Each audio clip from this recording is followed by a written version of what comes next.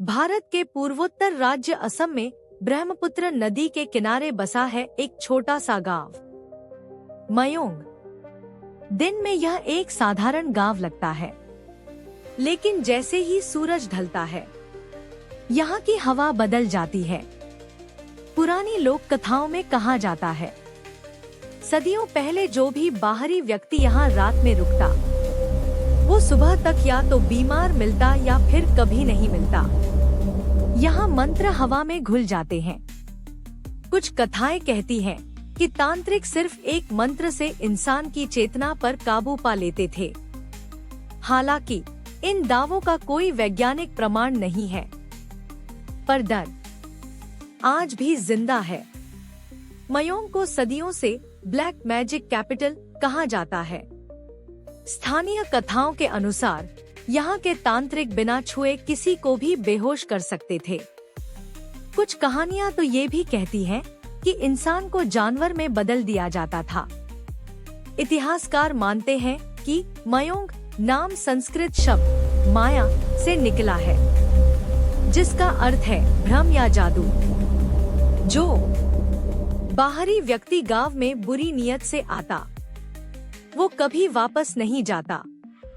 कुछ कहानियों में दावा किया जाता है कि रात के समय अजीब परछाइयां चलती दिखाई देती हैं। अगर आप मयोंग में आधी रात को सुनसान रास्ते पर चलें, तो पायल की हल्की आवाज सुनाई देती है। बरगद के पेड़ के नीचे धुंध में खड़ी एक सफेद साड़ी वाली आकृति जो धीरे धीरे गायब हो जाती है। गांव में आज भी ताड़पत्रों पर लिखी सैकड़ों साल पुरानी पांडुलिपियां मिलती हैं। इनमें गुप्त मंत्र, तंत्र साधना और उपचार विधियां दर्ज हैं। कहा जाता है कि ये विद्या गुरु से शिष्य को फुसफुसाकर सौंपी जाती थी। कुछ लोग दावा करते हैं कि इन मंत्रों से बीमारी ठीक की जाती थी, सांप का जहर रोका जाता था और दुश्मनों को भ्रमित किया जाता था। स्थानीय कथाओं के अनुसार महाभारत काल में भी इस क्षेत्र का उल्लेख मायावी भूमि के रूप में मिलता है।